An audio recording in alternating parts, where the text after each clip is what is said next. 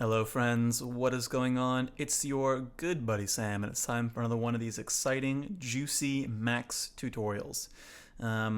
Let's see, what should we talk about today? How about today we continue this conversation around this shader we were looking at yesterday? And if you downloaded the file that I put up on AWS or S3 or whatever yesterday, when you open it, it's going to look like this, and that might be disappointing. You might think that this guy Sam, he pretends to know what he's talking about, but then he gives us this stupid patch that just makes a big gray circle. Fair.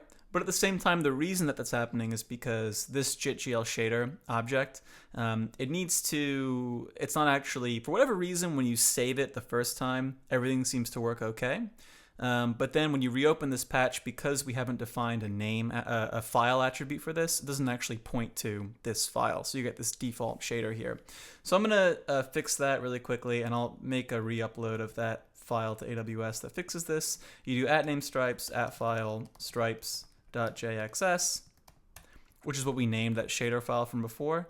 And then if you, it's called stripes, not stripe. And then if I double click this, yeah, there you go. There's the shader we were working on yesterday. Okay, so there's sort of three things that I would like to do today. The first one is going to be just to add a little bit of color to this shader. Now, there's already some color, but what I mean is I'd like for it to be possible for us to control the color of the stripe of this shader. So it's a little bit finicky how you do that in JXS, because you have to touch the code in a few different places, but this is the basic idea behind what you do. First, you need to look at, I know I said that the interesting parts of this file were here, the vertex shader, and here, the fragment shader. Up here, though, everything before here, this is where we're defining the binding between the shader and max. And in particular, it's where we can define parameters that you can control from max, but that will influence elements of the shader. So let's come down underneath where it says description here and write param. And luckily, we get to edit this in XML, everybody's favorite markup language, everybody's favorite human readable, no syntax errors ever coming in by accident markup language, XML. So we make a param tag like this, param, and then with backslashes here for the end of the param tag. If this reminds you of HTML, it's because they're very similar. In fact, HTML is a subset, superset. Never mind, not my area of expertise. Anyway, so this param needs, we can give it three, I think these are called attributes. One is going to be type, and in this case, because it's a color, I'll make it a vec4, because it has red, green, blue, and alpha. It takes a name, which I'll just make stripe color, and a default, which is just a space-separated list of the initial values of that vector. So we'll just make it 1, 1, 1, 1, 1, 1 for an all-white vector. And then if you like, you can write a description for your parameter as well. You can go description, and then description. Question, is watching someone type as fun as watching them make a patch? Description, the color of the stripe. Cool. Cool. So now, after we've done that, the next bit of code we need to touch is here under language. We need to bind that parameter to a variable in the shader itself. So first I guess let's write that variable. So we're going to be dealing with this color down here in the fragment shader. So under where it says varying float v, I'm going to make something called uniform vec4 stripe color. Now this, you may have noticed that some of these variables have this varying prefix, whatever. Some of them have uniform. Varying is for variables that are going to be different between each vertex or between each pixel. But this is a uniform stripe color because we're setting one global stripe color for every pixel or vertex in the shader. And then finally we bind them. So up here we do bind name equals is it param? Maybe I think it's param equals stripe color, and then program equals FP, because we're binding the fragment shader and not the vertex shader. So having done that, now we just need to actually use the stripe color because we're not using it yet. So down here for the frag color, just for a second, let's just make the frag color equal to the stripe color. Save that. And look at that, the circle turned white, which is exactly what we would expect. We're no longer using the stripe. We made our default color white, and now our circle is white. My Lord, it's exciting. So, but what we can do now that's actually a bit more exciting maybe is up here, do color swatch, and then prepend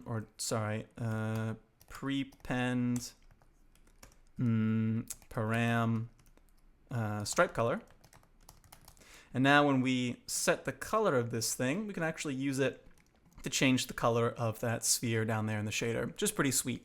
And then of course, if we want to actually use this color for the stripes, as opposed to just coloring the whole circle this way, all you got to do is take the stripe and multiply it by the stripe color, and there you go.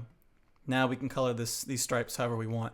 And I think it's kind of very similar to what you would do if we were doing synthesis, right? You can think of the color as being kind of like an oscillator and the stripes as being kind of like an envelope. I say kind of like, it's actually pretty similar now that I think about it.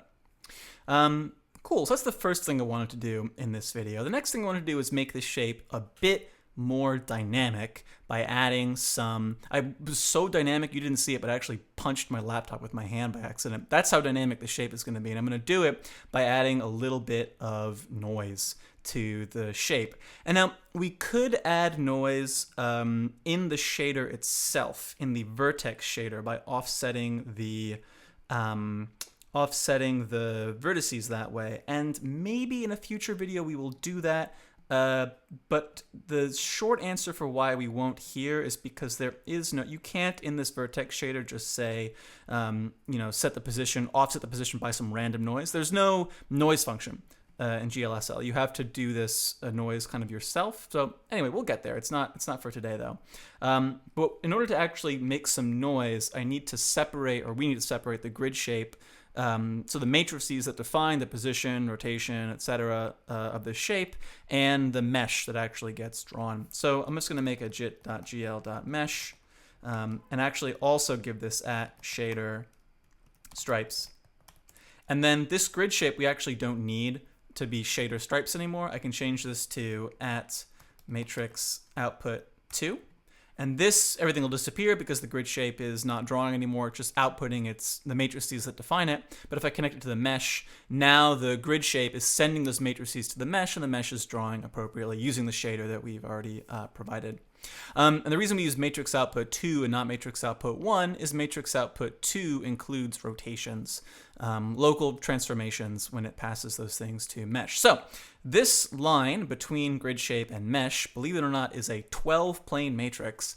The first 3 are the ones that contain the position. And those are the vertices that I would like to mess with. So what I want to do is split this into this 12-plane matrix into one 3-plane matrix and one 9-plane matrix. And that's, I'm going to move this over here for a second. That's a bit of an ask, but it's not that bad. First object to use is jit.pack. I'm going to do jit.pack 1 at jump 3. And what this does is it takes an incoming matrix. It takes only one input, that's what the 1 is for. And jump 3 just means take 3 planes from that matrix. So the input here is a 12-plane matrix. The output here is going to be a 3-plane matrix. And if I do this at jump 9, now we have at jump 9 at offset 3. This is a way to get, this guy's going to have the first 3 matrices. This will have the first 3 planes. This has 9 planes. Offset 3 means we're jumping in 3 planes before we grab them. So this will be the first 3 planes and the last 3 planes. And then to pack this back up, I can just do jit.pack 2 at jump 3, 9. How many planes we want to take from each matrix. And we can double check that this works by just deleting this connection. The sphere freezes because grid shape's not updating anymore. But if I connect this back to mesh, everything works the way it was working a second ago. Groovy. So what I wanted to do is actually offset the position of these vertices a little bit. And to do that, of course, we're going to use the noise trick that I have been using for years, which is to make some noise and then use a jit.slide to do smooth transitions. And maybe we'll do something a little cooler or different in a future video. But for now, let's just make a jit.noise, which of course generates noise. We'll do 3 float 32 because we only... Maybe we don't even need to do 3 float 32. I think we can just do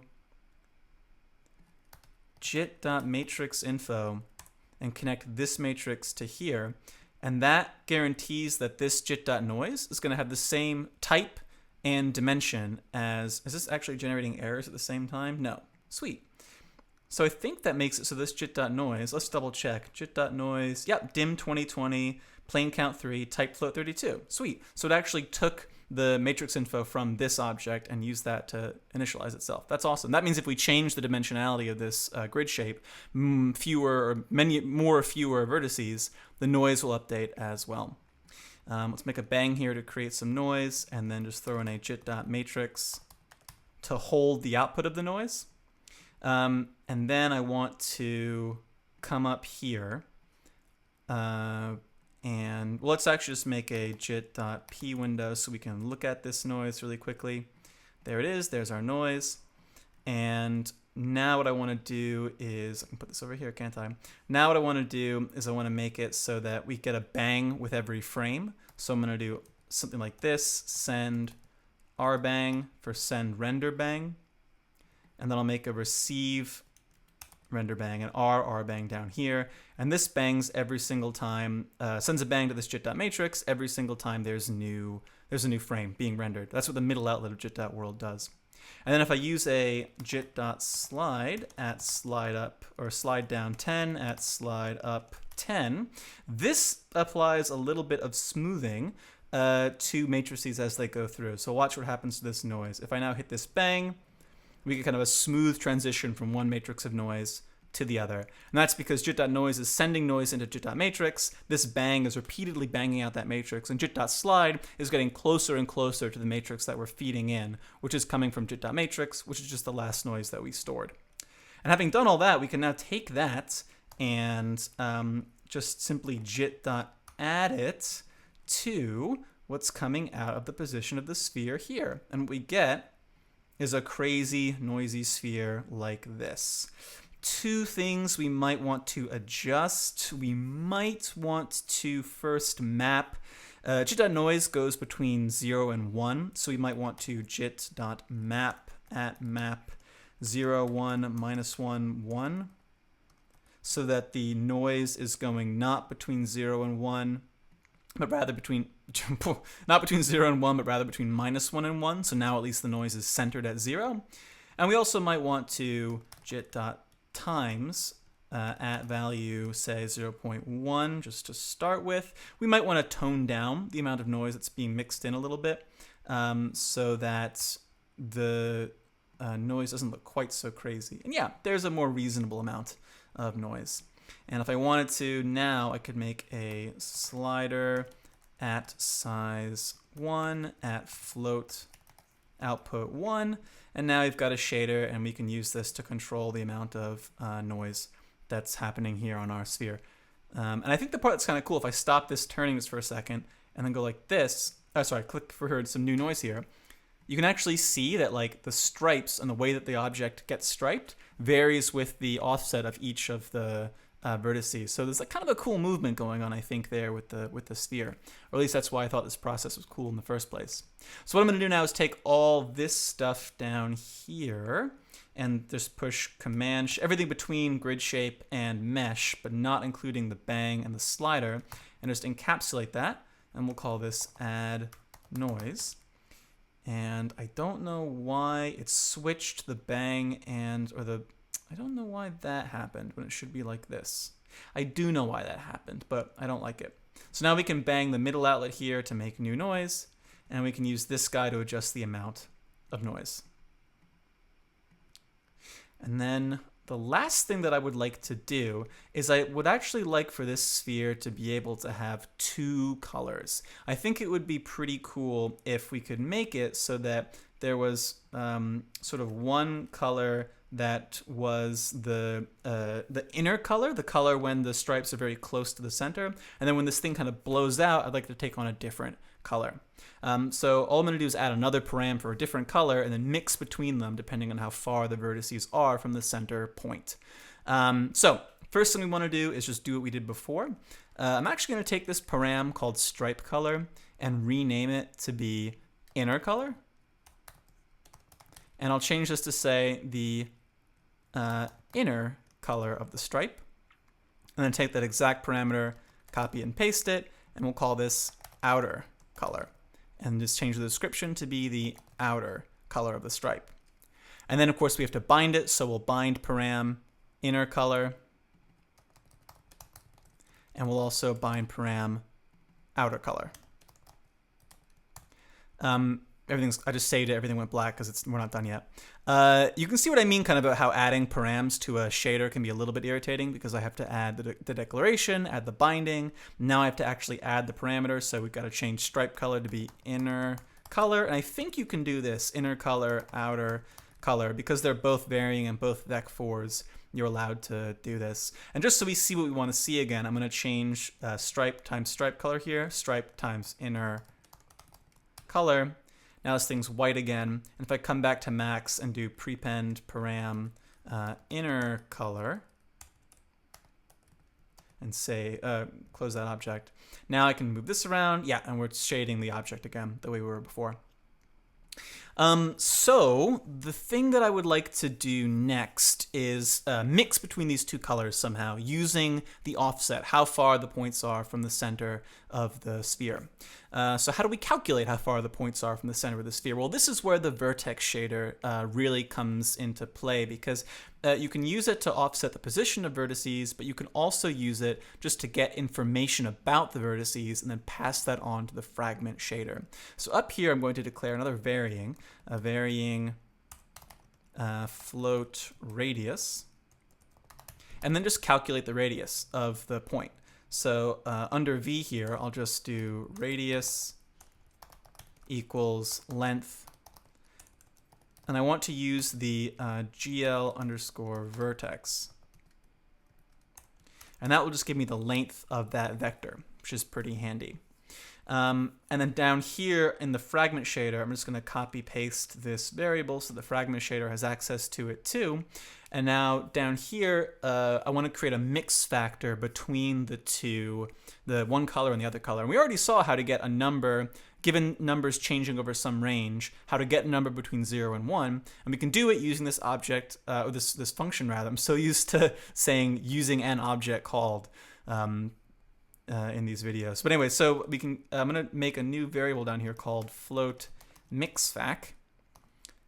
And I'm going to make it equal to Smoothstep. And now we want to set basically the upper and lower ranges of the two colors. So I'm going to say, okay, if the radius is less than 1.1, that's color 1. And then if it's greater than, say, 1.6, we'll call that color 2. And then what Smoothstep will do, of course, is create a smooth ramp between 0 and 1 for numbers that are in that range. And then finally, let's put radius here. So using the radius, come up with this mix factor. And then instead of inner color here, I can actually write mix, which is a built-in function in GLSL that will mix between two values given some value between 0 and 1 that determines whether you want the first or the second.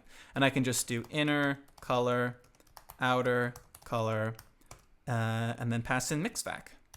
Not maxfac, but mixfac. If I save that, nothing changed because the inner color and the outer color are the same. But now if I set the inner color to, say, this like dark red color, you can see how like when I make the sphere small, everything is red. I don't think, maybe I want this to be like 1.4 and then do this. Yeah, okay, so let's do like 1.4 and 1.8. Right, and then like this. So instead of 1.1 and 1.6, maybe 1.4, 1.8, and then if I make the sphere bigger, yeah, you can see the white colors start to come out. I think it's kind of cool, like as it grows, the color sort of changes. And if you wanted to control the outer color too, you would just come over here and add another swatch and just do prepend param outer color. And now you can set the outer color as well. You can make it black and it looks kind of cool. I actually really like that when you have the inner color set to something and the outer color set to black. It makes it look like darker somehow. I think it looks pretty cool. Yeah, already I'm getting to a result here that I think is kind of interesting. But anyway, that's actually all I wanted to show you in this video. We could stop there for now. And I think there's lots more interesting places to take this shader. And hopefully you'll come with me on a journey to see those cool things happen. Thanks as always for watching, and I'm excited to meet you in the next one. Take care.